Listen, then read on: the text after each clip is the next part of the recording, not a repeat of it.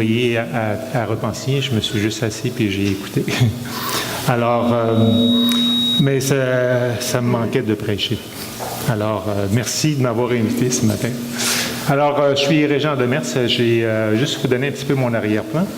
Je me suis converti en soi en l'année 1976 dans une petite assemblée à Yamaska avec Pierre et Lucie, entre autres. Et en 1978, je suis allé avec les églises baptistes. Alors, j'ai débuté avec l'église baptiste de Trois-Rivières en 1978 et j'ai œuvré comme évangéliste pendant 10 années, 28 ans comme pasteur.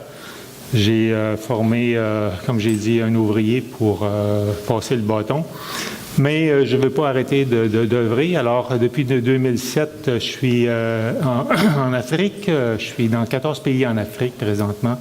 J'aide des ouvriers dans la formation théologique. Je les encadre aussi dans leurs besoins au niveau de tous les domaines du ministère pastoral.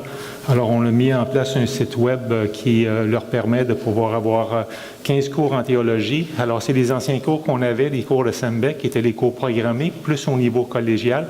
Alors, la cible, c'est les 90 j'aurais jamais pensé ça, mais 90 des ouvriers de par le monde n'ont aucune formation théologique. Et ils ont des responsabilités au niveau des églises et tout. Et surtout en Afrique, c'est beaucoup. Alors, ça me tient occupé, puis on cherche la face de Dieu maintenant pour voir, qu'est-ce qu'on va faire pour le reste de notre vie. Alors, je ne veux pas arrêter, et je vous encourage aussi de ne jamais arrêter d'œuvrer pour le Seigneur. Quand on arrête du travail séculier, il reste dans l'Église, puis alors, on va se reposer lorsqu'on sera arrivé devant notre Dieu. Alors, si vous le permettez, je vais juste prendre un mot de prière, puis on ira dans le sujet de ce matin. Alors, le sujet, comme vous le voyez, c'est avoir confiance en Dieu. Je ne connais pas l'Église, je ne sais pas où vous êtes, la majeure partie d'entre vous, mais je pense que ce qu'on va regarder ce matin, ça va non seulement vous encourager, mais vous stimuler dans votre vie chrétienne, et puis ça sera bien à propos. Je pense que le temps de prière est après la prédication, c'est ce que j'ai compris. Alors, ça va déjà de préparer nos cœurs à la prière. Alors, je vais juste donner un mot de prière. Père très saint, on veut te remercier pour le privilège que tu nous donnes d'être assemblés ici, entre frères et sœurs. Même si on ne se connaît pas, Seigneur, une chose est sûre, c'est qu'on t'appartient, on fait partie de la même famille. Et un jour, tu viendras nous chercher pour nous emmener dans ta présence.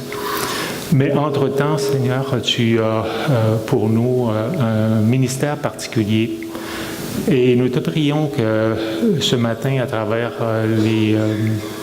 les combats qu'on peut rencontrer, qu'on puisse y trouver aussi la source pour nous stimuler à te servir, et cela pour la gloire de ton Saint-Nom. Amen. Alors, avoir confiance en Dieu, c'est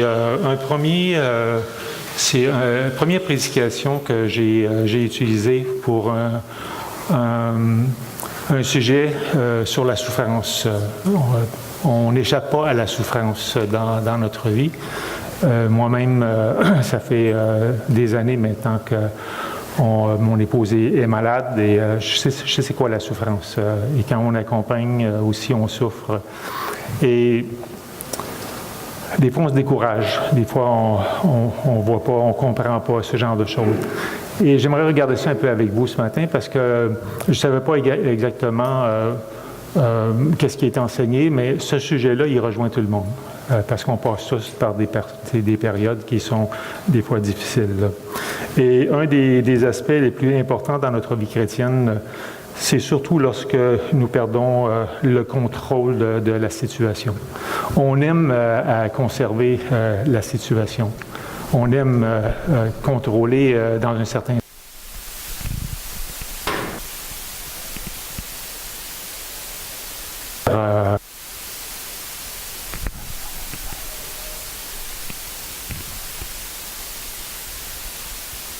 pour puis ça. Je vais vous introduire avec l'histoire pour des enfants.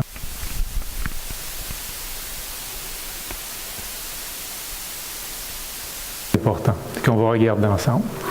Alors, c'est l'histoire d'un petit oiseau. Alors, il était une fois un petit oiseau qui décida de se rebeller contre la tradition, de sorte que lorsque le temps est venu de s'envoler vers le sud au début de l'hiver, lui, il a décidé de rester. Alors, tous les autres oiseaux se sont envolés vers des temps plus chauds, laissant l'oiseau indocile seul dans son coin. Bien sûr, très peu de temps après, le petit oiseau a découvert qu'il avait fait une erreur épouvantable. L'hiver survint, la température est devenue froide, même je dirais très froide. Alors conséquemment, il a décidé qu'il était préférable de partir vers le sud comme ses amis. Alors il s'est donc envolé, mais après un temps très court, le vent froid du nord a commencé à geler ses ailes, de sorte qu'il a commencé à tomber vers la terre sans pouvoir s'arrêter.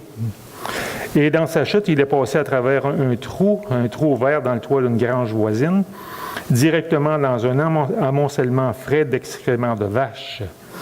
Et la chaleur a dégelé ses ailes assez rapidement, de sorte qu'il estimait être prêt à repartir. Mais comme il commençait à se dégager des excréments malodorants, un chat s'est précipité vers lui, il l'a attrapé puis il l'a mangé. Alors, la morale de cette histoire, c'est celle-ci.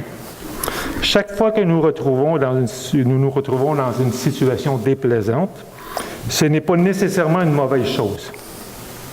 Et chaque fois que quelqu'un vient pour nous tirer de notre situation déplaisante, ce n'est pas nécessairement une bonne chose.